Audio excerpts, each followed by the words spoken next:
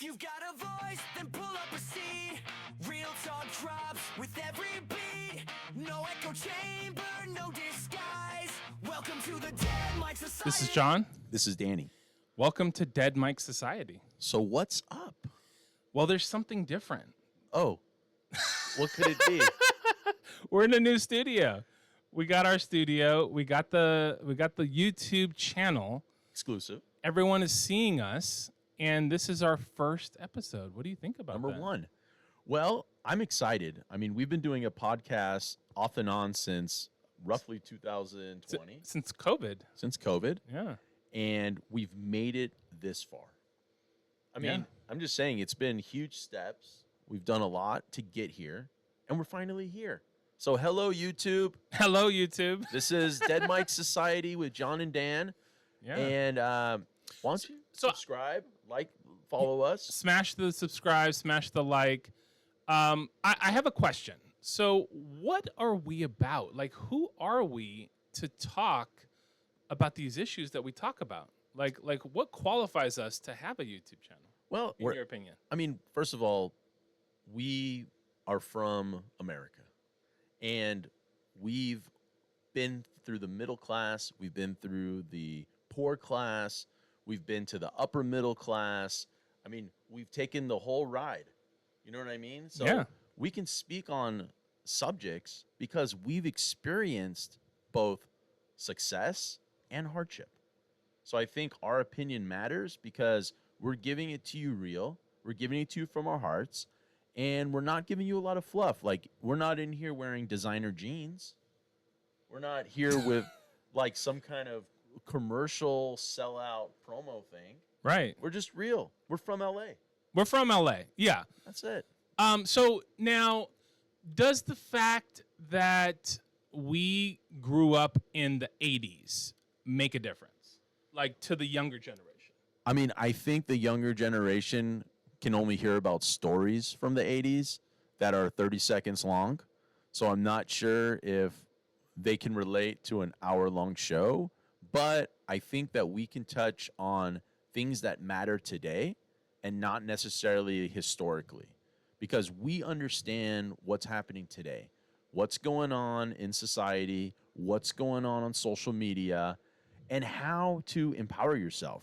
And I think that's what it comes down to is how can you be a better person? I agree. And this show is very topical. It's very much about today. We're not like rehashing stories of like, hey, this is what happened to me 40 years ago. Like, we're talking about like what's happening now. We're talking about how you can improve yourself now. So I totally agree with you. Well, thank you, John. Appreciate that. And yeah, I mean, that's what it's really about is you get to a level and then you try to get to another level. Everyone has a level. Some of the levels are like you're going up, and some of the levels feel like you're going down, but sometimes you need to go down a level to go up 2 levels. So what's important is learning how to navigate these levels in life. So for our audience, we have people who are of every age group. I mean, maybe not babies, but definitely like babies. And then we have geriatric people who are a part of our show. They're listeners, and they're great subscribers. Yeah. And the reason why is during the pandemic, John and I were giving ground zero information for people who weren't able to go outside because they were so scared by the news and by the media that they didn't want to go and get groceries. They wanted it to be delivered. They didn't want to, go outside and accidentally bump into someone who had the deadly disease, right? Yeah. But John and I, we weren't scared. We went out. We went to the grocery store. We drove around. We gave people high fives. I mean, we weren't stressing during COVID because it just seemed like a little bit like bullshit. If you guys want like an awesome episode, Badass Mask was like one of our like most popular episodes. Like Danny had this like crazy mask. Like normal people had like just the thin cloth like a diaper. And he had this like gas mask. he was walking around with. It was really cool. I ordered it in from Korea. I did Yeah. like an eBay. I found it. I was like, wow, this is like an amazing. It was like a KN something. I don't know exactly, and it had like some filters on it. And I was just, like, if you're gonna make me wear something, I'm gonna wear something that's tough. Yeah. So Okay. So people may not be aware, and this has happened a little while ago, but the U.S. performed miserably at the World Cup, and it is a world situation. So I do want to touch on it. I think England and Norway are going to be playing. Or no, sorry, not England, Norway. England and Argentina Argentina, yeah. are going to be playing in the finals. Do you think that the U.S. will ever have dominance in soccer based on like their performance? Like, is this going to spur them to greater heights, or what's your thought? I mean, I think the U.S. team is capable of being a great team. The issue is that the European teams have been playing football longer than the American teams. So I think it just comes down to stronger teams come out of Europe than will come out of the United States. And I think at some point, though, it's going to level out because, again, America is built on people from all over the world.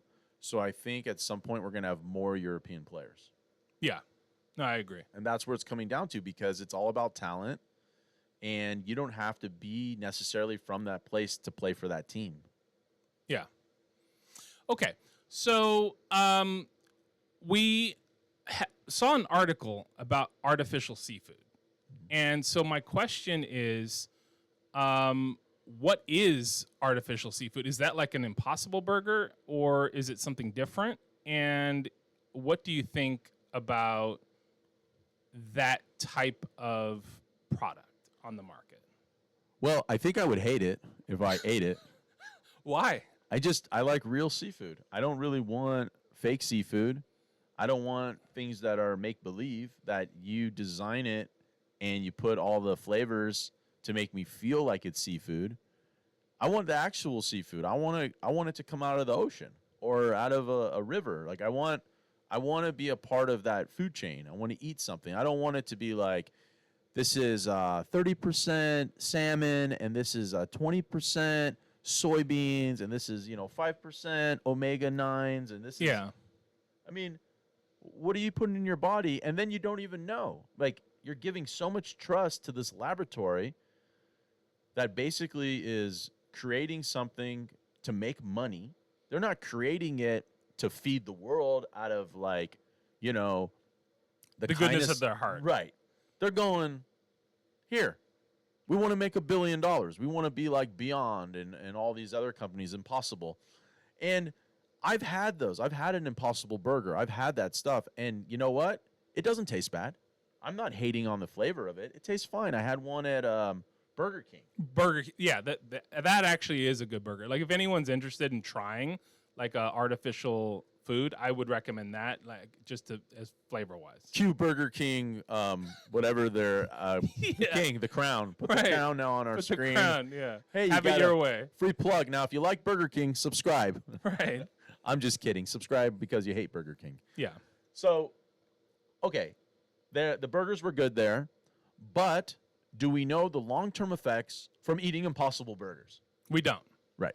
We don't. So, but how do you feel about like being on the cutting edge versus being a traditionalist? Like, where do you fall on that spectrum of like, I want to try the newest things. I want the newest music. I want the newest hot, trends. Or are you like, hey, I need to see something for a few generations? Or where are you in the middle? Like where you fall on that spectrum? I mean, I didn't actually get an iPod until they were almost gone. Like I skipped all the nanos and all the stuff. Like I never got into it. I would just listen to my iTunes music on the computer. And I didn't get into the portable thing until it was like almost the end. And then it was like there was enough memory to finally hold the amount of songs I wanted, because all the older generations, it was either too big and bulky or it didn't hold enough songs. So it was like, what was the point? I could just bring CDs. Yeah. You know what I mean? It just seemed like when you're going to the gym, as long as the CD player had skip protection, because if not, it sucked. Yeah. You remember that when it was like Yeah. skip in your ears? Yeah. Yeah. Yeah. Okay. So, we are in a war with Iran. Oh, my And, goodness. it's over the Strait of Hormuz. Mhm. And so, the U.S. did some stuff. Iran did some stuff. Well, actually, Iran did some stuff first. U.S. did some stuff. Iran did some stuff. Like, how do you feel about tit for tat policy? In other words, like, someone does something, so you need to respond. And like, how does that fall in terms of like keeping world peace? Like, where do you fall on that spectrum? I think that the United States of America has to control different parts of the world, and you can't allow a country to get weapons if they're not going to be professional with their weapons. So if, for example, Iran has said publicly that it wants nuclear weapons to destroy Israel. So it's not like a joke. It's like they want to actually destroy them. Regardless of who you support and if you hate Israel or whatever it is, it's not the point. The point is that they want to destroy with nuclear weapons and destroy the planet, basically. Because once you start unleashing nuclear weapons, where does it end? I mean, the U.S. has nuclear weapons for a long time. We've only launched 2 of them. I mean, we're the only ones. Right. But we had to make sure it worked. We had to make sure it worked. Yeah. Again, we did it against an enemy who had attacked us without declaring war. Right. So Pearl Harbor. Right. So that was we answered with brutal force to send a message to the world that we are the superpower. And we are the superpower, even though other militaries are also superpowers. Like now, the way the world is, because it's not really about man for man fighting, it's about technology. So anyone who has technology can defend themselves. I mean, look at Ukraine and Russia.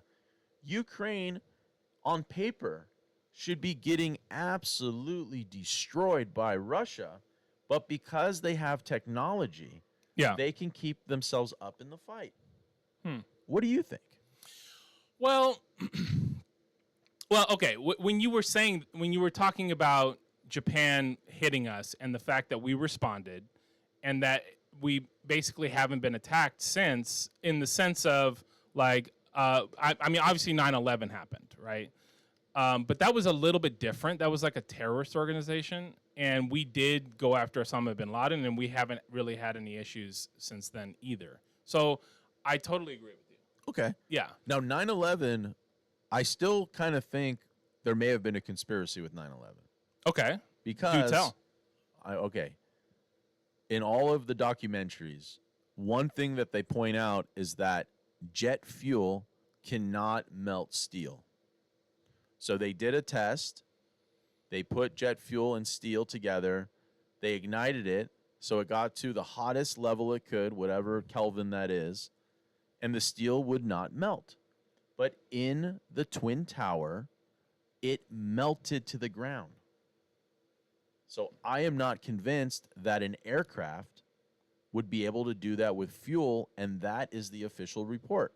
I need to know what else was in that building that could create that much heat that you could melt steel. And I also remember some buildings that were like on the side that weren't necessarily hit by the building, by the World Trade Centers, but that also collapsed. Right. And so when you put all of the information together, also I remember watching like a news ticker, and it had said that there were bombs found on the George Washington Bridge. So, and they didn't detonate, but then when you go to look for that, like if you search for that right now, it's like not in the news anymore. But I remember reading it on the ticker going like, we're being attacked. They're putting bombs. Like, this is a bombing. Yeah. I didn't think this is an aircraft. It felt like an attack. And then when you look deeper into these documentaries, you find out that there was some strange maintenance that had happened at the towers Yeah. just a few days to a few weeks prior. Yeah.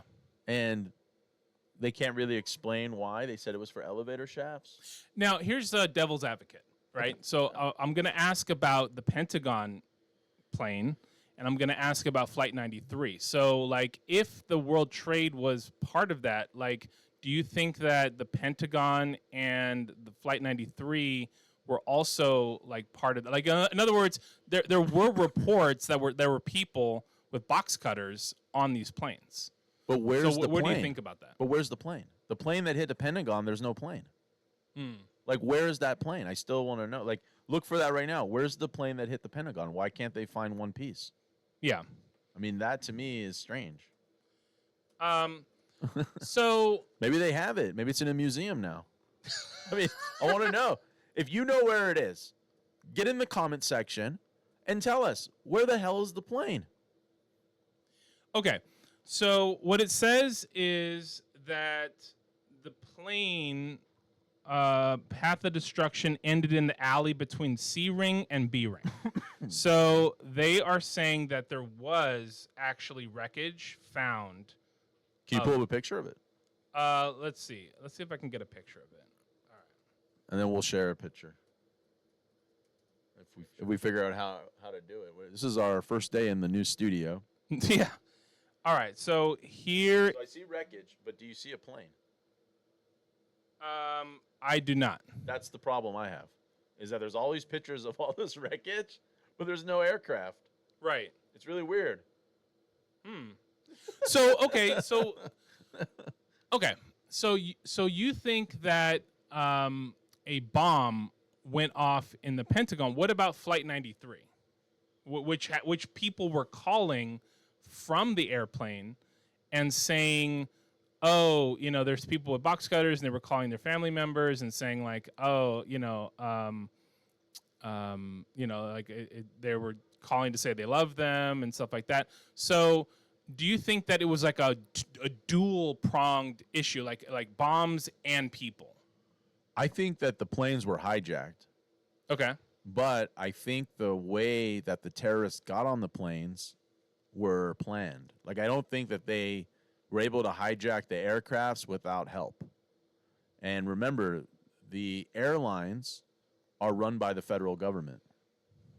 So if the federal government had any interest in destroying their own towers, then it would make sense to me for them to be able to set this up and then move forward. Like, in retrospect, you go, we were able to start a war under a false pretense. Remember, weapons of mass destruction.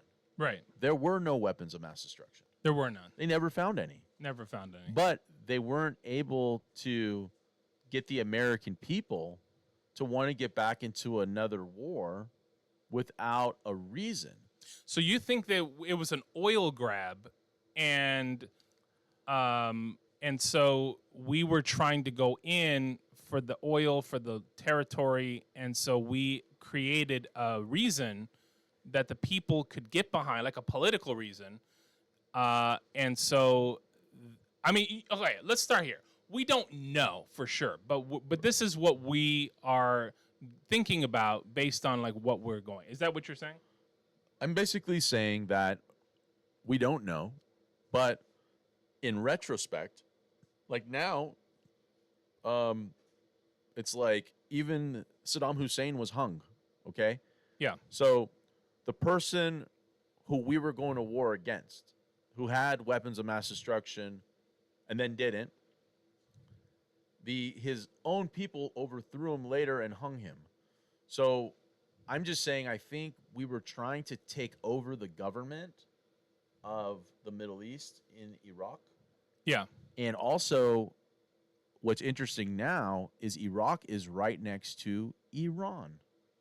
Ah. So what I'm saying is sometimes the way the government is they do what's called a long play.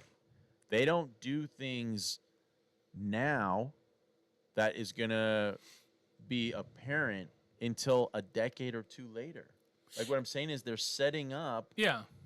How do you feel? Okay, how do you feel about that sort of thing? Because some people would say that is like insidious. It's sinister, to like plan and plot and be tricky and clever. On the other hand, some people would say we're doing what's in the best interest of the country. Where do you lie on that spectrum? I think you have to be ahead so that we have these minds that can do these long plays, these long plans.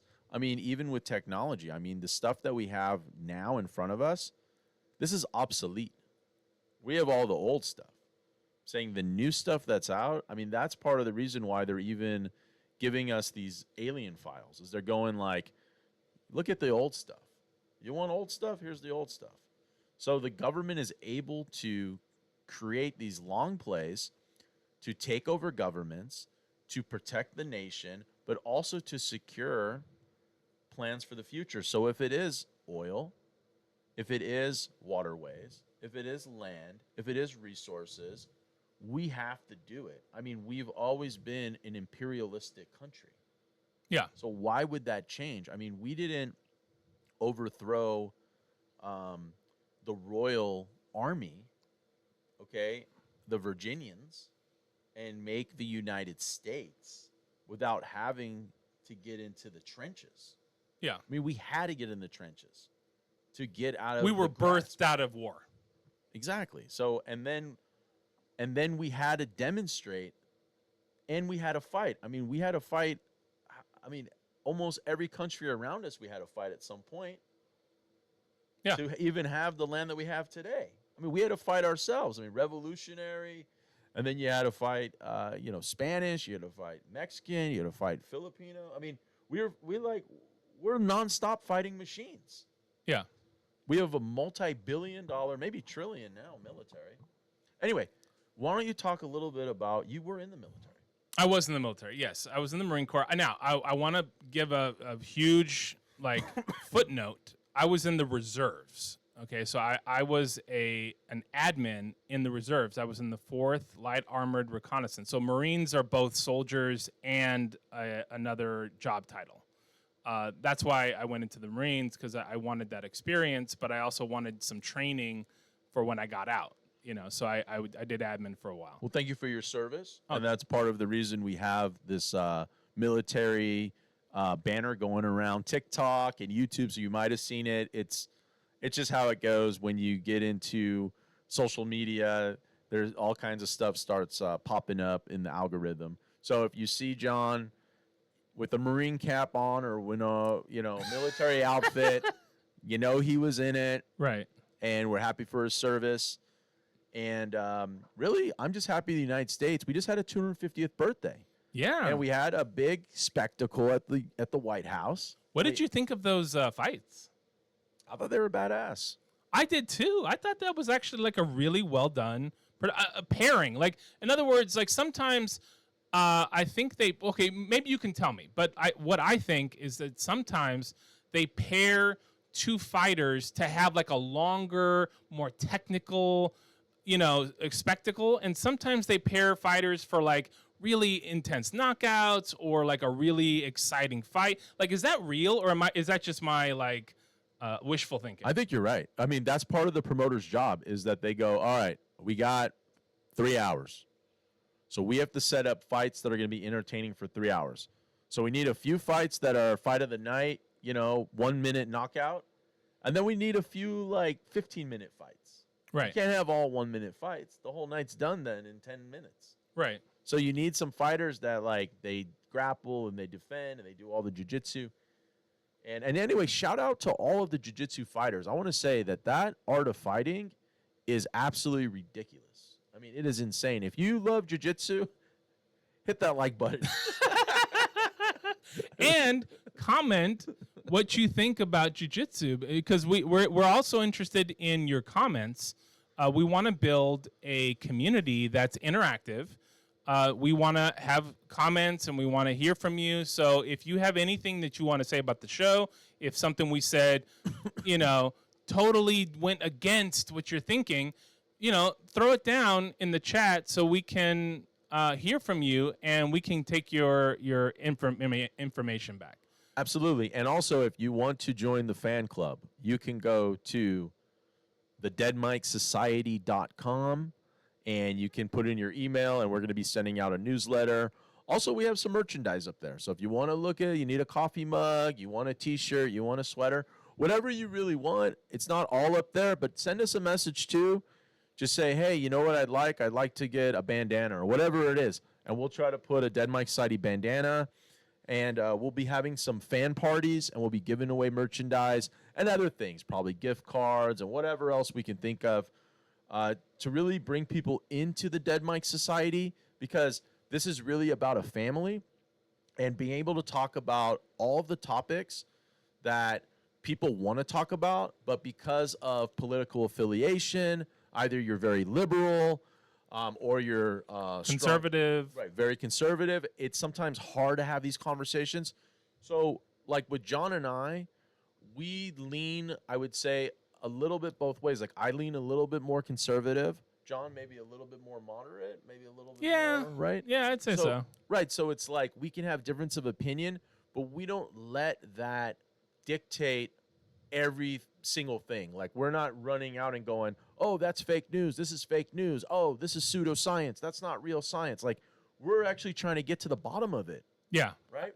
I agree with you. I think that that's kind of like what we were talking about at the beginning of the show, is that we try to have a dialogue, like a Aristotle style dialogue, to like uncover the truth.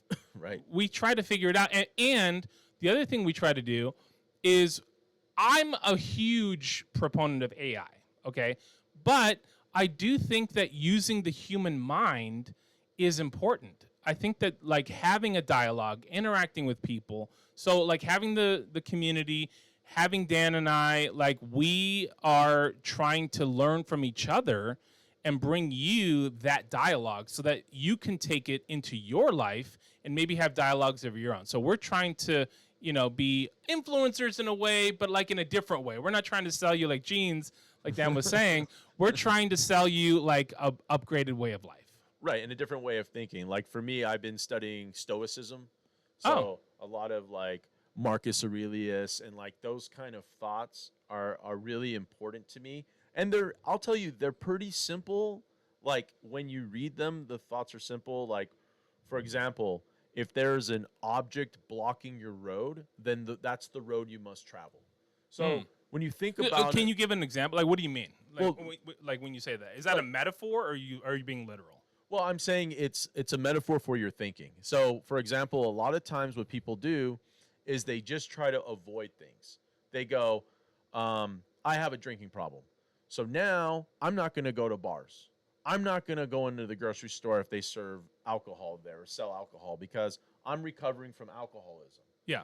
But if you look at it from a Stoic point of view, you're supposed to allow your mind to take the power of that. So over time, you should be able to walk into a bar. You should be able to walk into a grocery store and not worry about a temptation, because you're supposed to tempt yourself. So in other words, it's like going to a gym and building muscle, but you're building like emotional, psychological, and like mental muscle. Is that what you're saying? Yes, absolutely. You're building your mind up so that your thoughts don't control you, because our biggest enemy is the enemy inside of our mind. And what the Stoics learned, which is amazing, is that if you can control your own mind, your mind will not control you. Because we are the biggest enemy of ourselves. Our mind gives us doubt. Our mind tells us we're failures. Our mind is prone to addiction. Our mind has evil inclination. But what the Stoics do is they shut that down by depriving their mind of the things that they think they want. So, for example, you wake up in the morning and you go, oh, you know what I want? And this is your mind talking. I want, 2 pieces of bacon and I want 4 eggs. A Stoic would say, you get nothing. You don't have bacon. You don't have eggs. What else do you want? Now, how do you jive? I don't know how else to say it. Like, how do you mesh that with the American ideal of like excess. You know, like have whatever you want, have it now, have it, have 5 pieces of bacon. Like why should I restrict myself? We're the richest country in the world. Like I'm living in the best time in the world. Like why shouldn't I partake? Like, is this something that's reserved to? This is Greek, right? The Stoics were Greek. They were Roman. The Romans. So is this an ancient Roman practice, or is this something that we can apply in this like time of excess? Well, okay, so Marcus Aurelius was the king of Rome, and he went through everything: disease, famine, wars. I mean, nonstop. And most people of that time would absolutely had been destroyed mentally or overtaken. But he was able to lead an empire through all this destruction, and it's credited now to the power of his mind, that he was able to basically keep these journals and keep his thoughts in order and not let things overtake him. Yeah. Even though we do live in a world where you can have anything you want, and you know what? You may have to go and experience that for a while. Like maybe you do need to eat 5 pieces of bacon every single day, and maybe you do need to splurge and go shopping and get all the things you ever wanted. But if you start to see that you're turning into someone that you don't like inside of your mind, I'm saying. Yeah. So even though you feel satisfied, you're like, oh, I ate 5 pieces of bacon today. Wow, I feel so good. At a certain point, you may eat the 5 pieces of bacon, and then your mind goes, I hate you.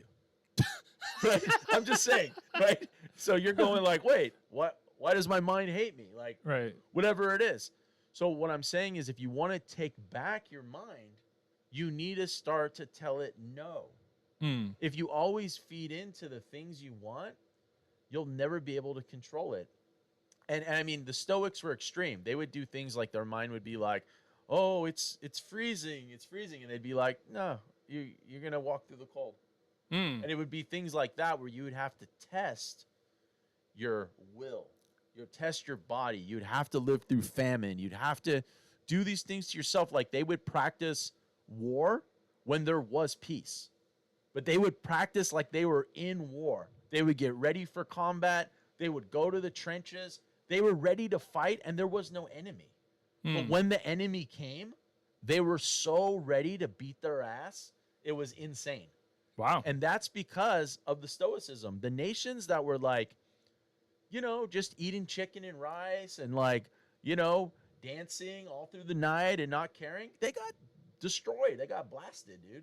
Like they got overtaken. So I'm just saying that way of thinking makes you so strong. That's why it's appealing to me, is because it's a mental strength. It's not like you're lifting up 4 plates at the gym, getting huge. It's just, I don't know. So, okay. So we're definitely going to have more to say about this. So if you like this, definitely stay tuned, because we're going to be talking more about Stoicism. So a follow-up question I have is, what about the extremists? So in other words, like some people, not all people, but some people go, oh, I should practice war when there's peace. Oh, I should, deny myself. And they just go to the absolute extreme, and they do it to the detriment of their body and their life. What would you, how do you, okay, here's my question. Let me edit it. Is there a balanced approach to this, or is it an extreme approach? In other words, do you go at this with 110% and you are like a stoic, or is there like a balanced approach and you go, okay, well, there's reason, and then there's like extreme? Where does it fall in terms of like how you practice it? So for me, I'm just like a rookie. I'm a rookie stoic. And again, I don't live in Rome. It's a different era. I do like philosophy, and I do like to question everything. So the way I look at it is, if I can read or listen to ideology that makes sense, that it challenges your mind and it goes, maybe I should think that way. Like maybe the only way I'm going to achieve fulfillment in my mind is if I make my mind clear. So like for me, I have a problem of overthinking. So what I do is I worry about things that are happening in, let's say, the world. I'm going, oh my God, it's going to be a heat wave. There's people who are not going to have air conditioning. As a Stoic now, I don't worry about that. So what I'm saying, things that are out of my control, I can't waste my energy to worry about it, even though I have empathy. And if someone needs air conditioning, I would open my home. But you see what I'm saying? Like, I was giving a lot of thought to all these things, to like the violence in the world, and to the anti-Semitism, and to the homeless problem. I mean, all these huge things that are out of my control. Yeah. That I'm giving my emotion, I'm giving my energy. But again, I can't do anything about it. And I'm not saying we can't do it as a collective group. Like, maybe you can donate money to your local charity and help homeless. So, I mean, I know there's a whole bunch of ways to analyze it, but from a very simple Stoic perspective, you eliminate things out of your control. Not like you're an a-hole, but as a conscious person of your mind. You go, the things that I control, I will control. Yeah. The things inside of your skin you can control, your thoughts, your actions, your motives. And even Stoics like to help, but they don't help because they're going to get something in return. They help because they can. Okay, so you said that you changed your approach to worry about the future, about things you can't control. How long since okay, you don't know the time like down to the second, but like approximately how long from the time you were exposed to Stoicism and approached it did it take for you to see meaningful changes? In other words, if our community wanted to get into this, what was your experience in terms of time turnaround? I would say if you take it seriously and you wake up in the morning and you challenge yourself physically to something, if it's walking, if it's bicycling, if it's swimming, if it's something in the morning, and you listen to Stoicism and you do that, I think within a week you'll change your mind perspective. And it's not like you're following a cult. It's just you're opening your mind to go like, when I go to the office today, when someone approaches me in a demeanor that I don't like, I'm going to take a second to respond, to think about how this even concerns me. Because initially what people do is they're very defensive. So someone says something to you and you come right back at them. Somebody cuts you off in traffic, you come right back at them. But if the person who cut you off in traffic was rushing to get to the emergency room to deliver a baby, you would have a different perspective. Yeah. And that's really what Stoicism is about, is understanding that there are things that are happening out of your control and that you can't just look at a situation and guess, oh, that's what this is, and then react. As a Stoic, you need to control that first urge to fight back or to scream or to be upset or to basically give too much information. And take a second and think how your response is going to enhance you, your mental being, how it's going to make you a better person. So if you're being challenged, you don't have to accept a challenge. You need to think, if you accept the challenge, how will this challenge help you? How will this challenge make you a better person? That's really what it's about. And in life, we're challenged every second. Yeah. So one of the things you listed was giving too much information. How can you know if you have given too much information? Because I think we live in an information age. Like everything is information. There's data, there's computers, there's smartphones, there's everything is like data driven. In this world, how like because it might have been easier in a different time, and we kind of grew up before that existed. Mm-hmm. How do people now judge when something is too much in general? Obviously, it's going to vary, by person. But in general, like what would you say? Because that was one of the things you listed. Well, I would say giving up too much information is a weakness that people have. So, for example, in Stoicism, you're supposed to answer things in a direct way. There's not a lot of flab, there's not a lot of sugarcoating. And what people tend to do is they're questioned about something. For example, someone says to them, you know, I don't like you leaving out the cookies. Okay? And someone who isn't a Stoic may be like, look, I'm so sorry I left the cookies out. I didn't mean to leave the cookies out. This is what actually happened. I was baking cookies and the phone rang and I went to get the fang, yada, yada, yada, blah, blah, blah, blah, blah. Next time I'll maybe not do it. And it's like a whole story about these cookies, right? But as a Stoic, you would merely say, I left out the cookies because I can. and and that's what happens. Like I'm just saying, Wow. that's the Stoic perspective. You wanted a cookie, and the cookies are out. Yeah. And you know what? Maybe they're your cookies. Maybe they're my cookies now. Like what I mean is, it doesn't matter. You get to decide for yourself what you want. Like if you live in a house that has cookies, you can eat the cookies. There's not like your cookies, my cookies, whatever it is. It's our dwelling. We live here. You eat cookies. So what you're saying is it's sort of like the American ideal of life, liberty, and happiness. In other words, the liberty part, like the freedom to declare what it is that is in your best interest. Is that what you're saying? That's one of the creeds. I mean, they have creeds, and one of them is discipline. Another one is honor. And the big one is truth. So if you can live with discipline, honor, and truth, you can be a Stoic. Now, if you can't live with discipline, then you can't be a Stoic. And if you can't live with honor, you definitely can't be a Stoic. Now, is being a Stoic like being a Christian or being a Jew or being a Muslim? Is it like an identity? Is it like or is it more like a way of living that you don't necessarily identify with? Like, in other words, you don't go to Stoic meetings and go to Stoic buildings and, you know, like, is this something that's like more of a way of life, or is this like an organization that you're part of? Well, it's philosophy. So what it is, it's basically you're looking at a philosophical way of thinking where you don't believe everybody around you has your best interest in their hearts. So as a Stoic, when you come across somebody, you already have a feeling that, let's say, I got to give examples because every situation is different.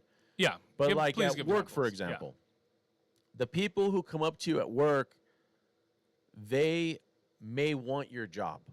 They may want a promotion. They may want to throw you under the bus. So as a Stoic, you realize that that is out of your control. But you're not going to be a part of their investigation. You're not going to give them the tools to throw you under the bus. You're not going to give them the weakness to take your job. You're not going to allow them to have your promotion, even though it may happen. And as a Stoic, you're okay with it happening, but you're going to be in control of how you communicate with people. And that's one of the thoughts of the philosophy is that the way you communicate with other people, first is your posture. As a Stoic, you try to have your shoulders back and stand tall, because when you lean forward and look down, it's a sign of weakness. So there are people who automatically read body language when you get into a room, and they already size you up. So the first is just how you carry yourself. The second is how you communicate. And when you use the credo, you go, I'm going to answer with truth, I'm going to use wisdom, and I'm going to use honor. You're not able to be taken over because your mind is too strong. So it's almost like a motivational speaker, or like if you went to these, like, if you watched videos on how you could do better at interviews, right? And they're going like, when you get to your interview and the employer says, do you have any questions for me? And they tell you what to say. They say, well, ask them, what metric in a year from now could I accomplish that would meet the expectations of this company? And it's like, that's a really good question, right? But that's the same idea of Stoicism, is like they're teaching you, or you're learning from philosophy, a way to ask a question That's a good question. That can keep the dialogue going and not, cross over to kind of that gray area where it's just like water cooler talk or small talk. Yeah. No, I know what you're saying. Yeah. Well, this is John, This is Dan. and this has been Dead Mike Society. All right. We'll see you for the next episode. If you want to subscribe, we appreciate that. And thanks for checking us out. This is episode 1. So here we go. All right.